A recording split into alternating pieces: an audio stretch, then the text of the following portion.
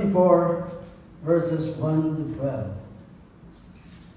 Umaga ng araw ng linggo, ang mga babae nagtungo sa libingan. Dala ang mga pabagong inihanda nila. Nang dumating sila, naratnan nilang naigulong na ang batong nakatakip sa pintuan ng libingan. Ngunit nang pumasok sila, wala ang bangkay ng Panginoong Hesus. Samantalang nagugulo ang kanilang isip tungkol dito, nakita nila't sukat sa tabi nila ang dalawang lalaking nakasisilaw ang damit. Dahil sa matinding takot, sila'y lumuhod, sayad ang mukha sa lupa. Tinanong sila ng lalaki, "Bakit ninyo hinahanap ang buhay sa gitna ng mga patay? Wala na siya rito. Siya'y muling nabuhay. Alalahanin ninyo ang sinabi niya sa inyo noong nasa Galilea pa siya. Ang anak ng tao ay kailangang maipagkanulo sa mga makasalanan at maipako sa krus. At sa ikatlong araw ay muling mabuhay." At naalala nila ng mga babae ang mga sinabi niya. Pagbabalik mula sa libingan, isinalaysay nila ang lahat ng ito sa 11 at sa iba pang kasama nila. Ang mga babaeng ito'y sina Maria Magdalena, Juana, at Maria ina ni Santiago. Sila at iba pang mga babaeng kasama nila ang nagbalita nito sa mga apostol. Ngunit, inakala ng mga apostol na kahibangan lamang ang kanilang sinabi, kaya hindi nila pinaniwalaan ang mga babae. Gayunpaman, tumindig si Pedro at patakbong nagpunta sa libingan. Lumukod siya at pagtingin sa loob ay wala siyang nakita kundi ang mga kayong lino. Kaya tumuwi siyang nagtataka sa nangyari. Panginoon, muli salamat o God sa oras, panahon na pinagpagod sa amin upang kami ay muli sama-sama magbulay-bulay sa iyong mga salita. Iyaso God ng Panginoon ng mga Espiritu sa pagtuturo sa amin, sa panguna sa aming gawain at patuloy na paunawaan namin ang mga katotohanan aming matumayan sa iyong mga salita sa tulong ng mga Espiritu at magbigay ng pagbabago sa amin dahil ng mga talagin mo. Lord, salamat Panginoon ang malahati ka sa aming karagdanan as we continue sa pag-aaral ko ng mga salita. Mga panalangin sa pangalan ni Jesus. Amen. Araw ko na kung gagawin.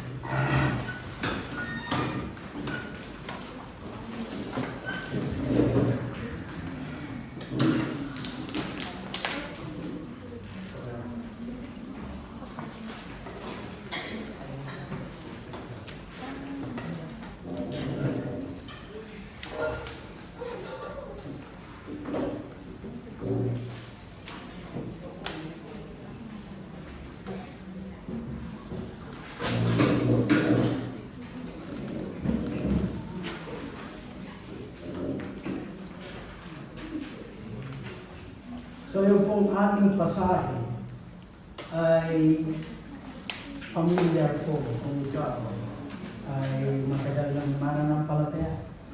Even ikaw ay hindi matagal na mananampalataya o ikaw ay nung dati pa sa iyong hindi, ay alam po natin yung istorya na muling pagkabuhay ng ating Panginoon Kristo sapagkat taon-taon ay na-witness natin ito. At kasama tayo sa mga nagsiselebra ng okasyon na ito.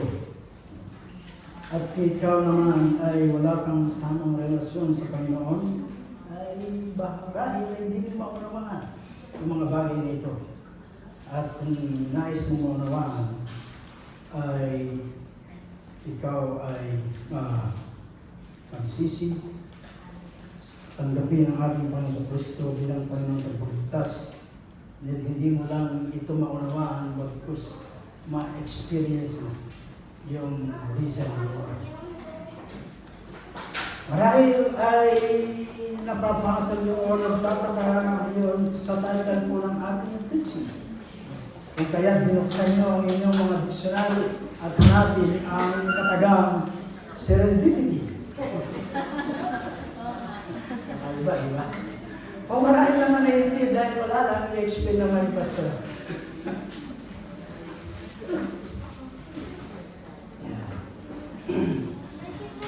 Bago po aking sinulat itong pasahe ng ating Panginoon Kristo, ay nakapanayam po itong si Dr. Brian Buckner. At ang sabi po niya, meron siya isang kwento about isang first grader student na nag-start po ng late doon po sa pasukan on September because yung ito po ang kanilang magulang ay simula pa lang po nag-move doon sa lugar. At pagdating nitong batang lalaki ay natuwa naman itong teacher dahil sinunod ng kanyang mga magulang ang lahat ng tagubilin. Ang batang lalaki ay meron pong mga bagong libro. At meron din siyang lunch money. Meron din siyang name tag na nakabitin sa kanyang leeg. At tinignan po ng teacher ng name tag at nabasa po niya doon sa name tag, fruit stand. Fruit stand. Napasa po siya doon sa name. Subalit, yung school ay multicultural neighbor, so madalas siya makakita ng iba-ibang pangalan. Minsan ang pangalan ay Sanglo, minsan naman ay Moonbeam, at meron pa nga ang Peekaboo. So, ginanggap na niya na gano'n yung pangalan ng bata, fruit stand. Buong maghapon ay binigyan siya ng instruction ng teacher. Fruit stand, ito yung desk mo. Fruit stand ay recess na. Fruit stand, it's lunch time. Teacher. At pagkatapos ng buong maghapon, ay dinala niya sa labas itong bata upang ipakilala niya doon sa kanyang bus driver. Dahil uwi na. Sabi niya, fruit stand, this is your bus driver. Exciting mo ang kwento. At pagkatapos, saan po siya ibababa? Tanong ng bus driver. Sabi ng teacher, hindi ko alam. Tapos, sabi ng bus driver, tingnan mo sa kabila ng kanyang ningtang. At tinignan ng teacher ang kabila ng kanyang ningtang at nakita niya ang katagang Anthony. Anthony pala yung pangalan ng Michael Stan. Ano yung point? Something like that happened to the disciple of Jesus. No? They did not read the sign correctly. Hindi nila maunawaan. No? They really did not get it. Yung ilawan na hindi nagsindi para sa kanila until they ran head on doon sa serendipity of Easter. Hindi nila maunawaan. Dahil sabi sa pasahe, even sa John, hindi nila maunawaan kung sinasabi nila. Pamilyar po ba kayo sa word na serendipity? Kung sinerch niyo sa dictionary, marahil meron kayong idea. Serendipity is the wonderful surprise of looking for one thing and somehow finding something better. Kahanap ka ng isang bagay, but katapos ay may nakita ng masigit pa doon sa bagay na hinahanap mo. For example, itong si Christopher Columbus was earnestly searching for a new route to Asia when he stubbed his toe on America. Gahanap siya ng route sa Asia, but natungtong siya sa Amerika. At ito namang si Louis Pasteur was trying to find a way to preserve wine when by chance he found the process known today as pasteurization. Ano po sa pangalan niya? Pasteurization. Heating para mamatay yung bacteria, para ma-preserve. Ito yung process ng pasteurization. Alexander Graham Bell was trying to improve the telephone when he surprisingly stumbled onto the miracle of the telephone. They are looking for something, but they found something better. Serendipity. Hindi po ba ito yung precise na nangyari kay Maria Magdalena? That first Easter morning ng umaga. Dumating siya dun sa libingan, naghahanap dun sa dead body, but instead found a living Lord. Dumating siya dun sa libingan to anoint the corpse for her crucified picture, but instead found a resurrection Savior. Resurrected Savior.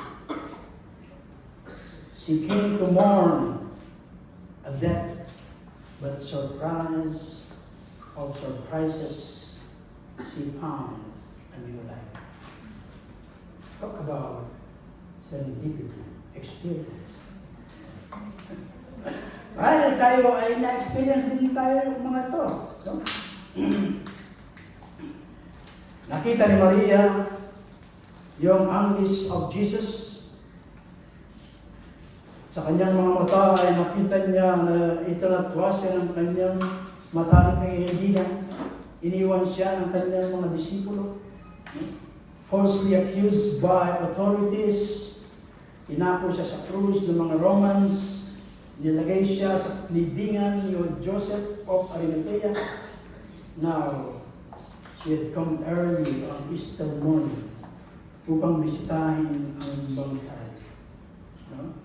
To care for his remains, to anoint his lifeless body with oil, but the tomb is empty. Babasahin po natin yung four gospel.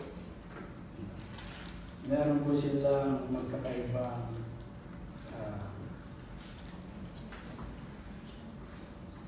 sinabi dito sa resurrection morning. Si Mark, the messengers in the tomb is young man in a long white robe. Mark 16:5. Sa Matthew is the angel of the Lord. Matthew 28:2. Dito sa ating pasahe, two men in crossing raiment. At sa John ay dalawang angel. It is true that discrepancies are there, but it is also true that whatever the attendant description, the basic fact of the empty tomb never varies. Pare-pareho sila ng sinabi. It's an empty tomb. And that is the fact. That's not true.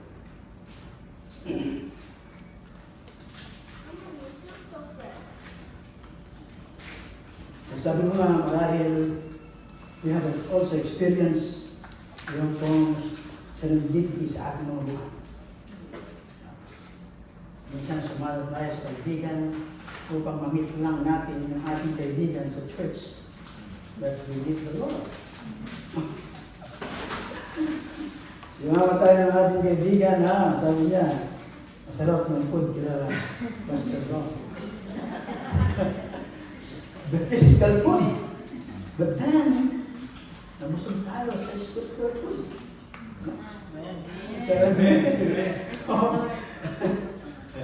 One thing na nahanap mo, but nakakita ka, nakasumpong ka ng mas mabuting bagay. Meron daw isang lalaki na naglabang ng tren patungo sa kanyang pupuntahan dahil nauwi siya sa paligid ay nalampasan siya ng bus. Ng tren. At siya ay nadismaya.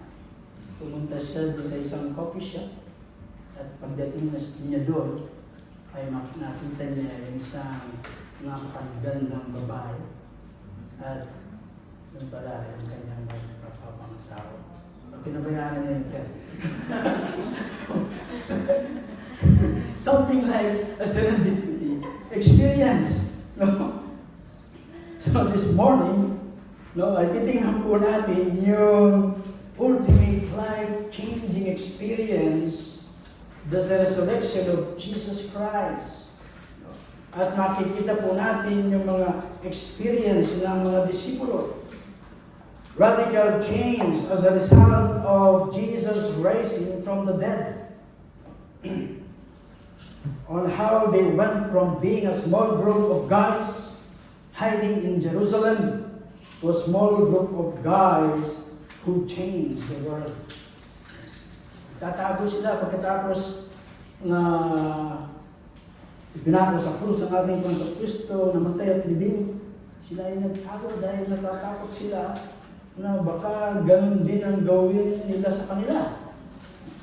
But then, the resurrection of Jesus Christ changed them. Being a small group of guys hiding in Jerusalem, become a small group of guys who change the world. Nung nakarang linggo po ay nakita natin yung account ng ating Panginoon Kristo, yung kanyang burial by two prominent Jewish leaders, si Nicodemus at si Joseph of Arimathea. At nakita rin natin doon yung mga babae na sumama doon sa libingan.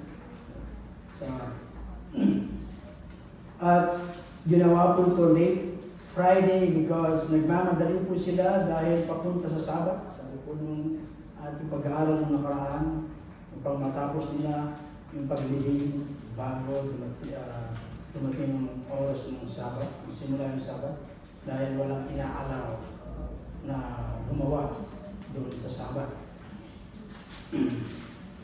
Particularly kapag ito ay patungkol sa dead bodies. So matapos po yung Friday, umalis po ang mga alagad, yung mga si Joseph at si Nicodemus sa libingan, pagkatapos nila nilibing. Then siniliyuhan po yung libingan ng malaking bato. At ito pong mga babae na sumunod dun sa tomb noong Friday ay nagplano po sila na babalik ng Sunday, the day after ng Sabbath. Dahil upang tapos nila ay hindi natapos doon sa ginawang paglilibing. Marahil ay nag-spend sila ng oras dun sa Sabbath, ng Sabbath day, upang magplano kung paano yung preparation nila patungo doon sa libingan ng Sunday morning at yung kanilang ginawang spices, yung pabango na ilalagay sa ng ating Kristo. habang nagpe-prepare po itong mga women sa pagbisita nila sa libingan to anoint Jesus' dead body, ito naman pong Jewish leaders were concerned with protecting the body. So, nabagbasahin niyo po sa John, chapter 27, sa mga huling verses.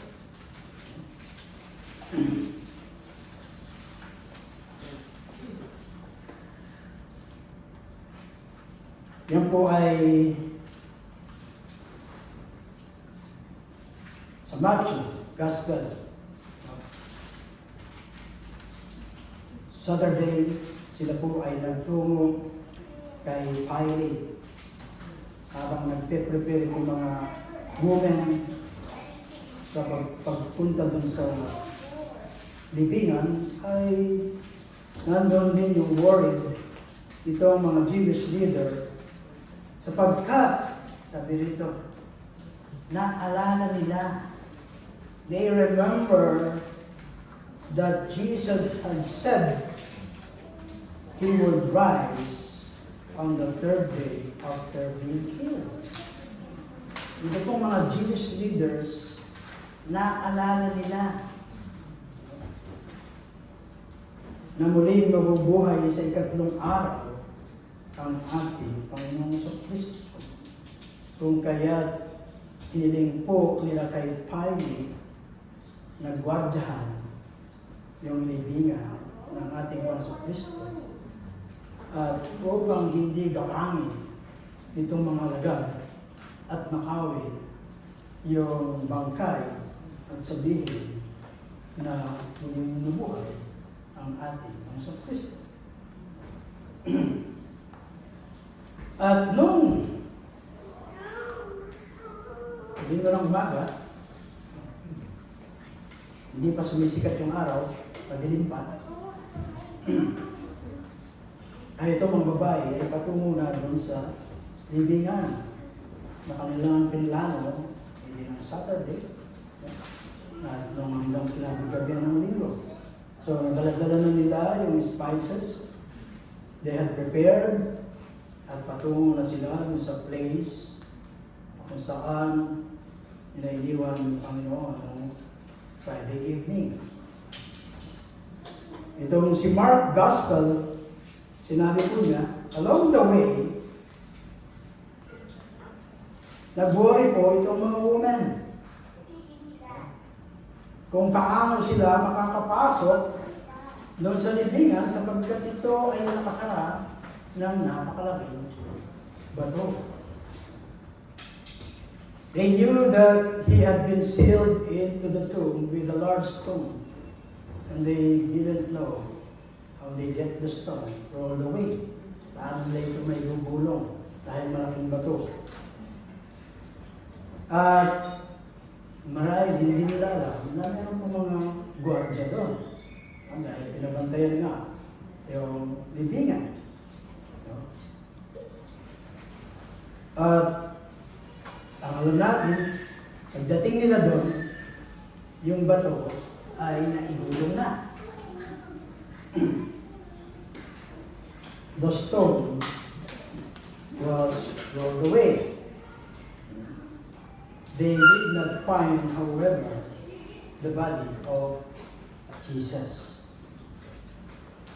Hindi po naigulong yung bato upang makalabas ang ating Panginoon Kristo. Naigulong yung bato upang yung witness ay makapasok dun sa libingan. Kasi may instance, ang ating Panginoon ay lumabas dun sa world. Gusto nung pinagtitipunan ng mga disipulo. So, ito yung sa libingan. So, hindi niya kailangan yung marol yung bato. No? Kung kaya naroon yung bato, para yung mga witness ay makapasok doon sa libingan. No? So verse 2, sabi ko, they found the stone rolled away from the tomb, but when they entered, they did not find the body of the Lord Jesus. While they were wondering about this, ito pong mga women ay hindi po kadali-daling nag-jump into conclusion na ang ating Panginoon Kristo ay nabuhay mula sa mga patay. Hindi yung pagka wala si Panginoon Jesus, nabuhay sa mga patay. Hindi po nag-jump kaagad yun sa kanilang pang-isipan. No? And even in the first century, they knew that when you die, you didn't come back to life. Meron po silang aliniwala na gano'n, na hindi muling bumabalik o nabubuhay yung mga patay. So they were not expecting Jesus to rise from the dead. Hindi po nila na-expect. They were wondering about why Jesus was not there. Bakit wala raw ang ating Panginoon Kristo? Kung i-imagine nyo po kung ano yung naglalaro sa isipan itong mga babae. They have the same thought you would have kung ikaw ay bibisita sa libingan at makikita mo na binuksan yung libingan ng iyong minilibing. No? Ang papasok sa isipan mo kagad ay ninakaw ng libingan. Kasi nilibing mo pati yung kanyang gold sa mga kaya binuksan nila kinagabi. Para ako yung mga gold sa Pilipinas. So hindi mo iisipin no, na nabuhay sa mga patay. No? Because you saw that yung nicho ay empty. No? Unless you have really convinced yun sa contrary at hindi mo i-conclude na siya ay muli nabuhay. At itong mga babae ay nagpanik. No? At sa kanilang isipan ay tumatakbo yung mga bagay na hindi nila ma-explain kung nasaan o bakit nawawala yung bangkay ng ating Panginoon Kristo. But sa ginandang palad, nakakuha sila ng assistance para mag-hit yung kanilang confusion. At dalawang angels ang nag-appear sa kanila. At sabi po sa verse 4, while they were wondering about this, isip nila kung bakit wala doon yung bangkay. Suddenly two men in cloth that gleamed like lightning stood beside them. So in their fright, yung sa kanilang takot, sabi, the woman bowed down their faces to the ground. But the man said to them, why do you look for the living among the dead? Bakit nyo inahanap yung buhay sa mga patay? Alas 3 na dapat tapos tayo. Ibas na yan. Alam ko, 3:30 na. Sabi ko, introduction ko na ako.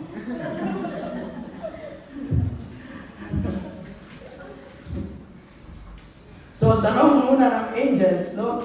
Gentle, yung kanyang review, no? Sabi niya, sabi ng mga angels, why they are looking for the living person among the dead people. Makes sense yung tanong. Diba? Kung ikaw ay maghahanap ng buhay, pupunta ka ba sa sementeryo? Siyempre, hindi, di ba? Hindi ako sa sementeryo dahil doon puro patay. Ang nandun, unless na alam mo kung saan yung hahanapin mo. No? The angels wanted the woman to see that Jesus was not dead, but was alive and well. But hindi daw yun ang ina-expect itong mga babae. They had seen Jesus' dead body at hindi nila hinahanap yung buhay na person. They are looking for a dead one. At iniba yung approach itong mga angel. Sa verse 6 sabi dito, He is not here, He has risen. Alalahanin niyo, sabi niya, how He told you while He was still in Galilee. The Son of Man must be delivered over to the hands of sinners, be crucified, and on the third day be raised again. Then they remember His word. Tsaka pa lang nila naalala. Even yung mga disciples, how God their memories. Ano po tayo? Nasa chapter 24 na po tayo ng Luke. Nag-umpisa tayo ng chapter 1 hanggang chapter 23 nung last Sunday. Ano na ba ay ating mga naalala? Ano na yung na-retain sa ating mga isipan? Marahil yung Sunday, preaching, or even ganito po, yung mga alagad, yung mga babae na nagtungo sa libingan. No? The angel came straight out and told the woman that Jesus had risen from the dead. And then they reminded them that this should not be a surprise. Hindi dapat ito surpresa sapagkat maraming beses ito sinabi ng ating Panginoon Kristo. Every time nasasabihin niya na siya ay ibibigay sa mga makasalanan, ipapawas sa krus at mamamatay, idinudugtong niya kagad yung sa ikatlong araw, siya ay hindi nabubuhay. But they were surprised nung hindi nila makita yung bangka. Kaya sabi ng mga angkin, hindi dapat ito surpresa.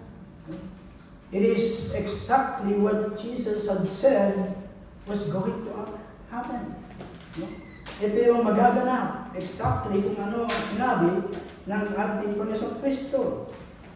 He had plainly told His followers that He would be turned over to sinful men and crucified and be raised again on the third day. Ba't nakalimutan ko nila yun?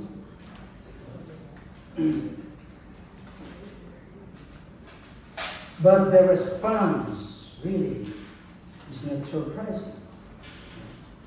Their entire world had fallen apart. They were distraught. The one who they thought was going to become the leader of the entire world was instead brutally martyred. None of what was happening made any sense to them until the angels reminded them of what Jesus had said. Then they got it. Saka pa lang nila naunawaan yung sinabi ng mga angels. Nakita po natin yung kanilang kalungkutan. No? Parang pinagtaklob yung langit at lupa. Di ba ganun din yung ating mga na-experience kapag tayo ay dumaranas ng mga pagsubok sa buhay, mga trials. Nakalimutan natin na yung ating Diyos ay buhay. Ito bang si Martin Luther, tatlong araw siyang nagmukmok sa basement because of what had wrong done. At doon sa pangatlong araw ay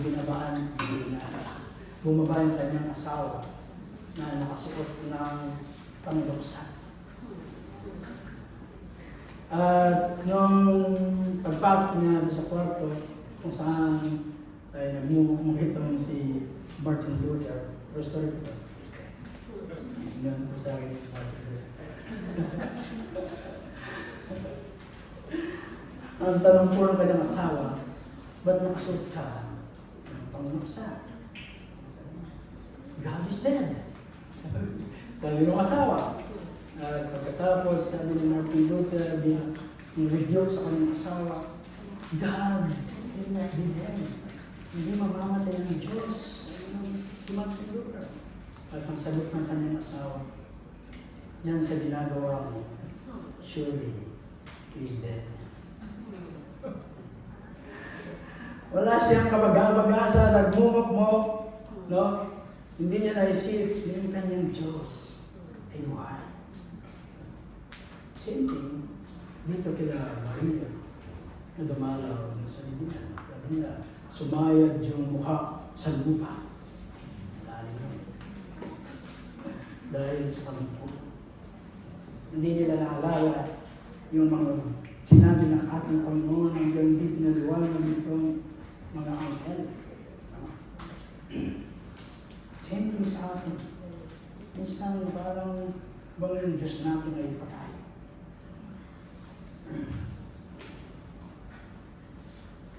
So pagkatapos, sila po ay nagmamadaling tumakbo patungo galing sa libingan, patungo kung saan naroon yung mga alagad. Parang nangingitan-ngita ko kanina si Sister Allen. Habang kami naghihintay, dahil mainit patakbo siya. At pagdating niya, hingal na hingal. Parang napipicture ko si Maria Magdalena habang tumatakbo mula sa libingan patungo sa mga apostol. May imagine mo, no? Yung shortness ng kanyang hininga, no? Excited, no? Kumiksi na yung mga sentence na sasabihin. Pagdating nila sa mga alagad, last breath, sabi niya, Jesus body gone, angels is risen. Tulad na yung salita dahil sa pagod. No? At ano yung response ng mga disipulo? Unfavorable yung response ng mga disipulo. No? They did not jump to their feet as though this was the news they been waiting for. Yun yung hinihintay nilang balita. No? Na yung ating Panginoon ay buhay. At hindi, sabi nga po, yun daw first news doon sa Easter Sunday is not a good news at all. Nag-iisip kayo, bakit? Yung good news nila, kung babasahin mo doon sa John, ninakaw yung ating master. Good news buhay. No? Ninakaw, nawawala yung ating master. Is it a good news? Alam mo, nung namatay si Kennedy? Yung assassin? Kennedy. No, si Kennedy. Niliding at nabalitaan na nanakawin yung bangkay at ipararansom na gimbal yung buong Amerika. At tinugis itong mga nagpaplat na nakawin yung bangkay. At nang mahuli nila, kinulong, at pagkatapos muling inilibing itong si Kennedy sa bakal na atangol. At inilibing sa ilang toneladang concrete. Ganon nila siniplo yung inilibing niya. So, di ba, bad news yung ang Panginoon ay ninakaw. Nawawala yung kanyang bangkay. As a master, yung response itong mga lagan ay opposite. No? Sa halip na sila ay matuwa dahil yung ang balita na kanilang hinihintay, no? Hindi po sila naniwala doon sa mga pananalita nitong mga babae. Pagbabasahin niyo po doon sa NIV version, sabi puro, their words were delirious, crazy talk. The disciples had seen Jesus' dead body, and they were not about to believe such a fanciful story from the mouth of the woman. At naunawaan po natin dun sa Jewish society, ito po mga babae na paliwanag na rin si Pastor Lawrence, Pastor Joseph, that they had few rights. No? They were not allowed to serve as witness dun sa court. At kapag po ikaw ay nakakumit ng crime, at yung witness ay isang babae, ay talaga dahil the testimony of a woman was not admissible in the court. So maybe, isang part ito doon sa misa ng mga disipulo kung kaya hindi nila pinaniwalaan itong mga babae sa kanilang sinabi because women were seen as unreliable witness. But, ano po yung interesting dito?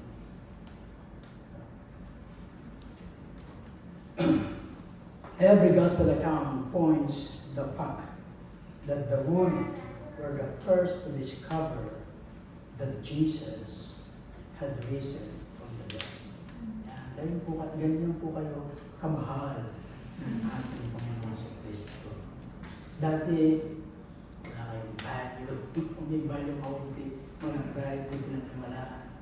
But dito, binigyan kayo ng importansya ng Diyos na maging first witness ng sa kanyang pagkabuhay ng ating Panginoon sa Kristo.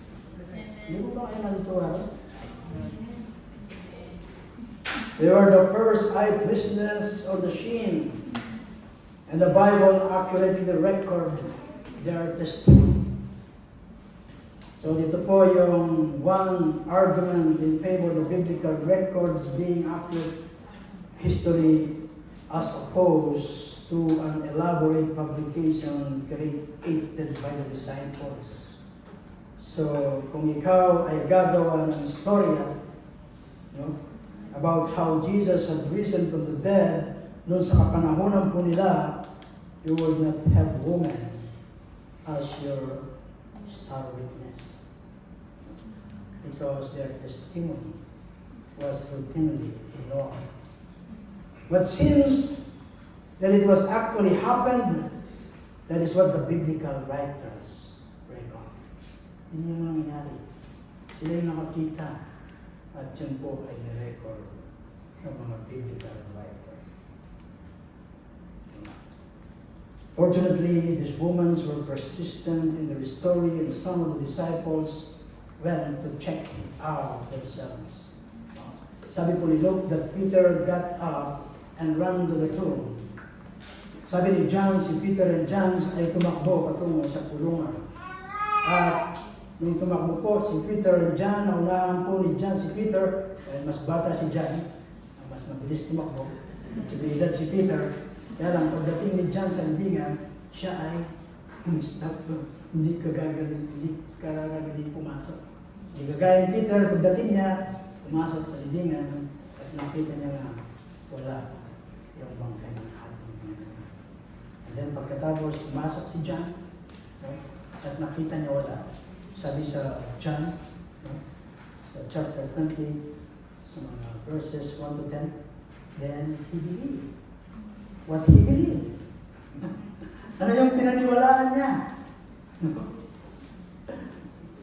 That Jesus raised from the dead. Hindi sinabi mo sa pasahe. But kung i-connect natin yung pasahe, after sinabi that he believed, and sabi po, still, they don't understand the scripture. So yung pinaniwalaan niya ngayon, yung binalita ni Maria, totoo pala yung binalita sa kanila ni Maria. Basahin niyo po. Hindi ba basahin? Squat mo mo. Squat mo mo. Mga lasing ko rin sa tayo. There really isn't any contradiction here, just a different emphasis. It makes sense that John would mention that he had also run to the tomb so to see for himself. So when Peter arrived at the tomb, nakita niya na walang laman ang libingan. At nandun lang yung mga naiwang cloth. na pinangbalot sa ating Panginoon Kristo. While the strip that had covered Jesus were there, Jesus' body was nowhere to be found. So like the woman, Peter did not immediately jump to the conclusion that Jesus had risen.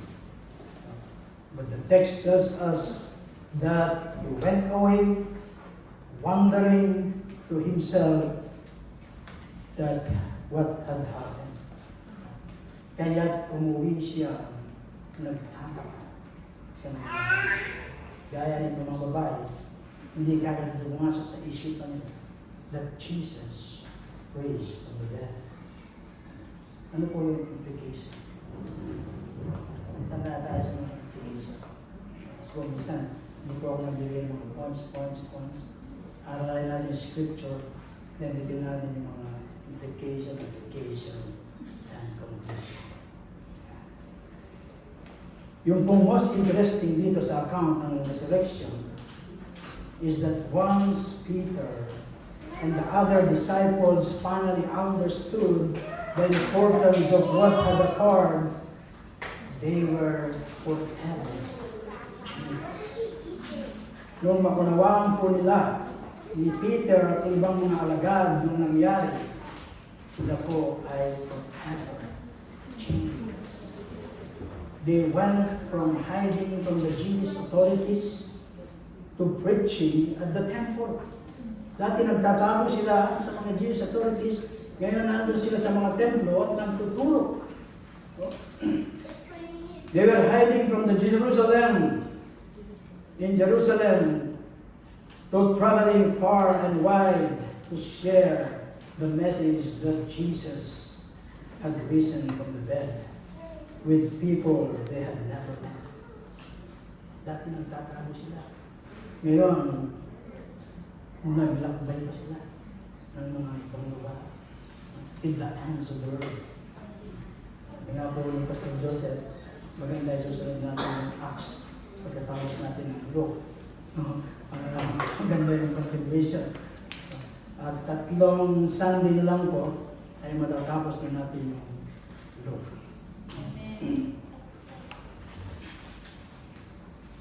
For that reason, we need to look at why the resurrection is so important. As the disciples grasped what had really happened, they became emboldened in their faith. Naging bold po sila sa kanilang pananampalataya. So the resurrection proves many things. First, Jesus was who he said he was.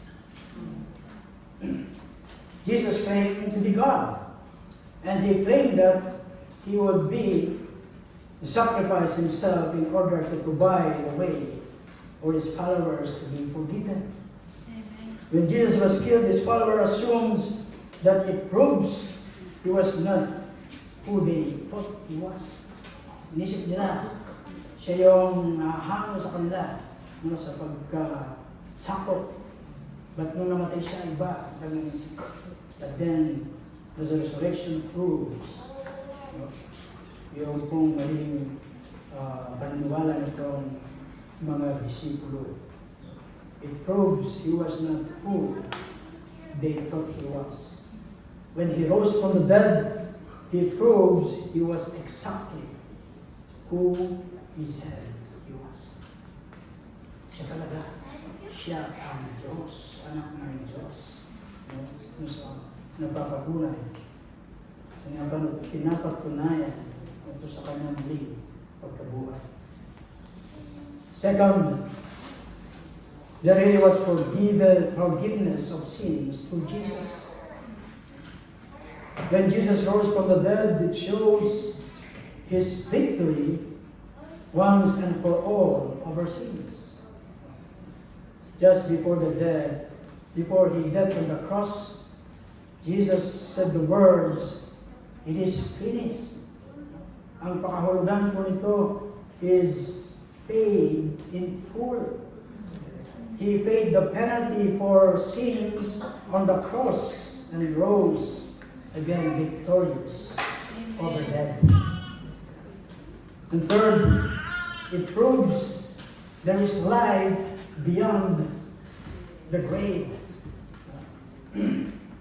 Jesus proved once and for all that it is possible to live even though you die. Pagkamat ikaw ay mamamatay sa buhay na ito, ay meron kang buhay na nagbihintay sa kanilang buhay. We can trust Jesus when we say there is life beyond the grave because He has proved it is. He has proved it in His own life. Napatunayan ito sa kanyang sarili. For it proves He is still living today. Unlike daw yung mga founder ng mga ibang religion, no? In the world, Jesus is still living. Si Muhammad is dead. Si Buddha is dead. Si John Smith, no? He's dead. But Jesus, he's dead too, but He didn't stay dead. No? Hindi siya nanatiling patay. The Bible tells us that Jesus is still at work on our behalf, offering strength, comfort, and guidance as we live our daily lives. Jesus is dead. Jesus is not dead, but alive. Ito po yung kinanta natin kanina. Kakantahin ko sana, kaya lang makanta na. This means that Christianity is not about principle, but a person. Jesus did provide an example of how to live a group and gave instruction on how to live, but Christianity is about having a relationship with Jesus. Hindi po religion. No? A relationship with Jesus, yung pong Christianity. Not just following His example. We don't gather together to learn more stuff, but to follow the living Christ. Kaya po tayo nagka-gather. Because we are following the living Christ. Ano daw po yung ating makita in this resurrection? Is that everything in our faith hinges on whether Jesus really rise from the dead. At later, sinabi po ni Apostle Paul, if Christ is not raised, then our faith is in vain. The resurrection is not just an event in history. It is an event that changed history. It is not just an event in history. It is an event that changed history. Application. If Jesus' resurrection proved all of these things, if it really is such a landmark, even when our lives should be changed by an encounter with the risen Christ, if we have truly believed that Jesus rose from the dead and continue to believe, to live today, then we should live differently. Mamuhay tayo ng kakaiba. Hindi po same. Kakaiba yung ating pamumuhay. No? We say all sorts of things that change our lives. No? Bawa ikaw nakakita na nabangga ng trend habang ikaw ay naglalakad. No? Ang pagkakita mo sa ibang bagay na it may change your life. No? It may change your thinking. Marahil sabihin mo sa tuwing ikaw ay magdadaan mo sa riles, ay watch ka muna. No? It will change your life. No? If kung kagaya ka po ng mga maraming tao, ay ganito po yung mga sinasabi that something had changed your life. And probably several statements na ganun din po yung mga sinabi sa inyo na yung mga pangyayari somehow ay nagbago sa iyong sarili, then how much more, the resurrection of Jesus? Has the resurrection of Jesus changed your life? Kagaya nitong mga alagad, the joy, the mourn ay napalitan ng joy. He turned your mourning into joy. Awit po ninyo. At alam niyo po yung sagot, kung may pagbabago na. If we say that Jesus' resurrection has changed our life, then we should be able to give a specific example kung paano tayo binago ng ating Panginoon. Hindi man tayo makapagbigay ng example, kikitaan tayo ng pagbabago sa ating buhay. What difference as a result of Jesus rising from the dead, sa ating mga buhay, did our life change because of the resurrection of Jesus? The disciples could say with assurance that the resurrection of Jesus changed their lives because they were totally different people. They went from being people who were defeated and in hiding to being people who boldly proclaim the gospel message.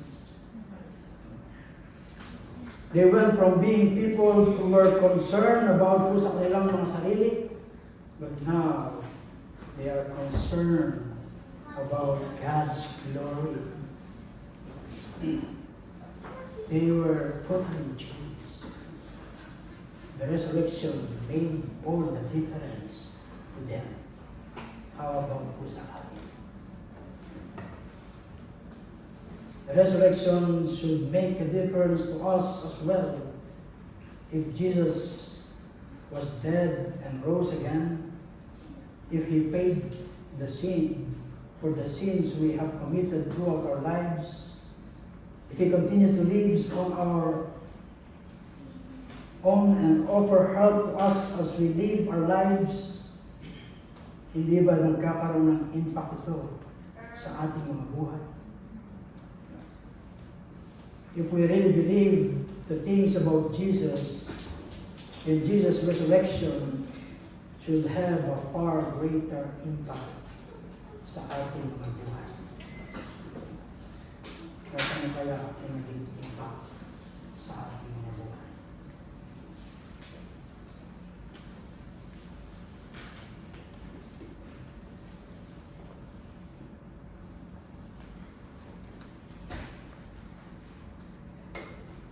Sabi po, kapag tayo daw ay maranas ng mga struggle sa ating mga buhay, we need to realize that we don't live our life na nag-iisa. Kasama natin ang ating Panginoon. Siya yung magbibigay sa atin ng strength, ng lakas, ng wisdom, to handle yung mga situation na ating mga pinagdadaan. Kung tayo ay may tamang relasyon sa ating Panginoon sa Kristo.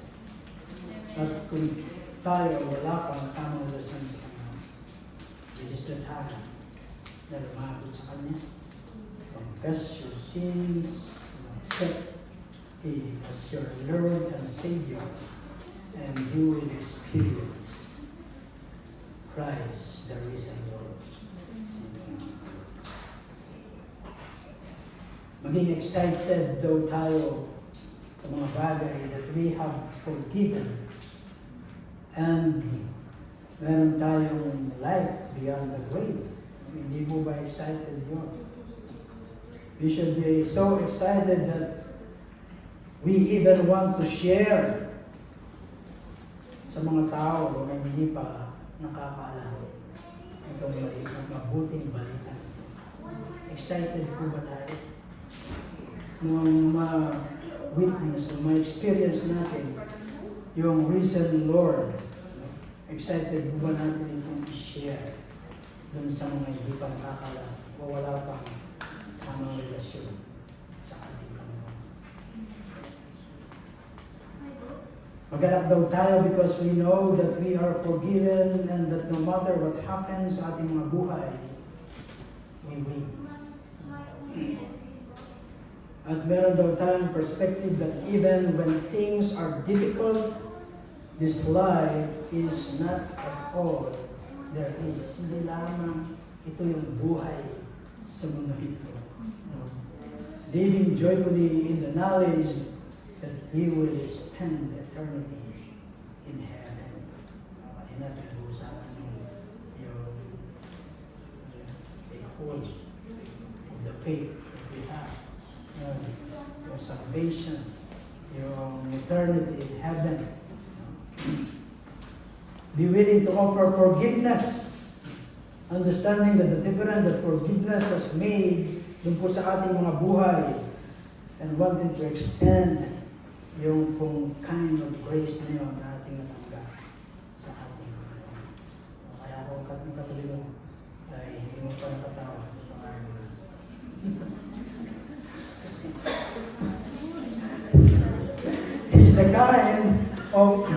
This is the kind of radical change we see in the disciples who believed in the resurrection.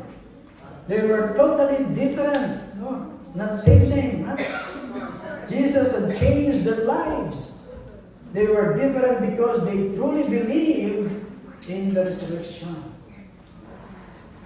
Ang sabi po ni kaibigang Kyle Ireland, sa kanyang book, Not a Fan, sabi po niya, we don't often think of it this way, but here's an important truth that needs something attention in circle of faith.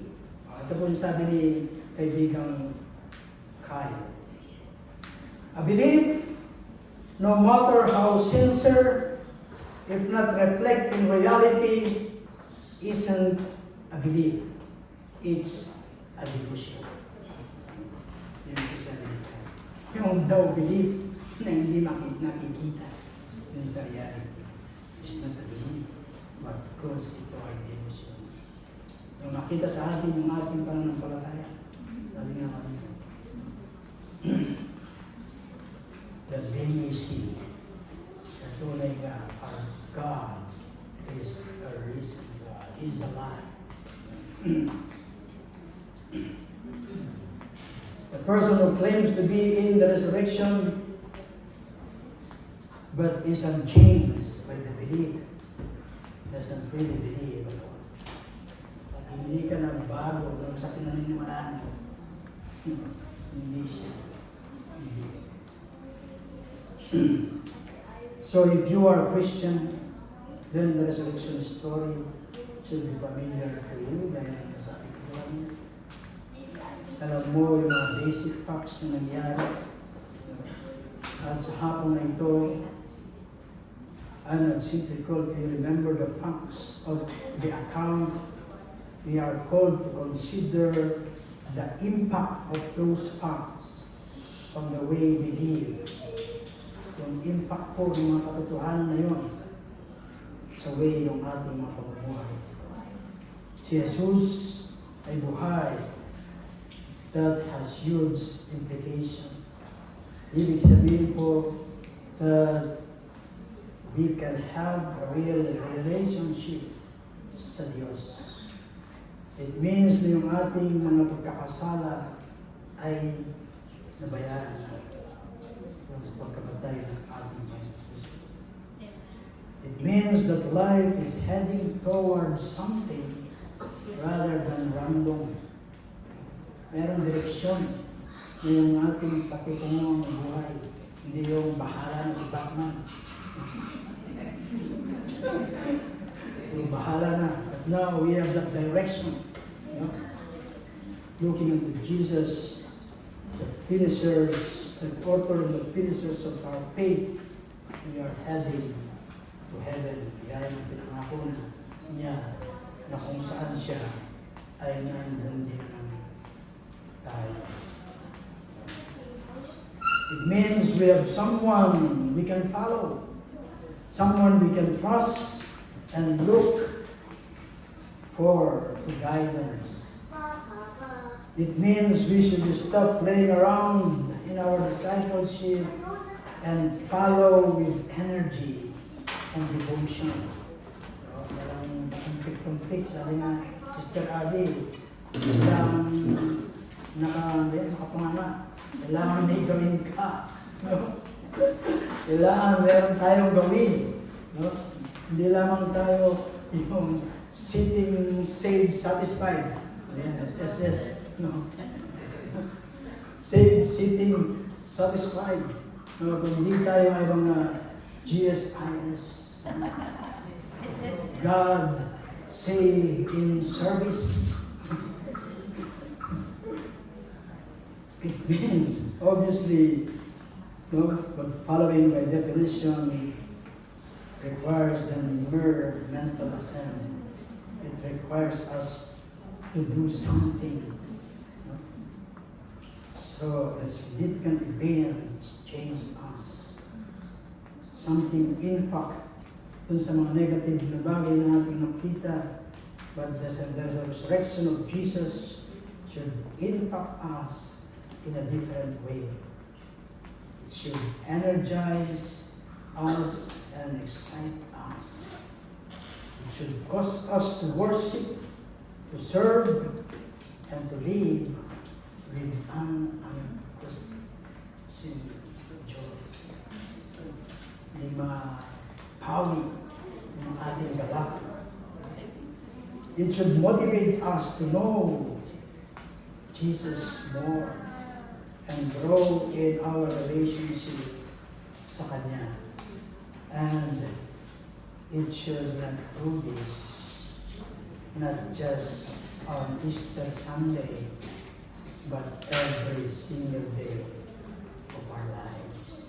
Hindi lamang po kung sa Easter Sunday or this Sunday, but from tomorrow to Sunday again na magpinita tayo, we live a life na binago tayo because of the resurrection ng ating Panginoon sa Kristo. Is the resurrection of Jesus changes our lives. Yan po, katanungan, iniiwan sa bawat isa sa atin.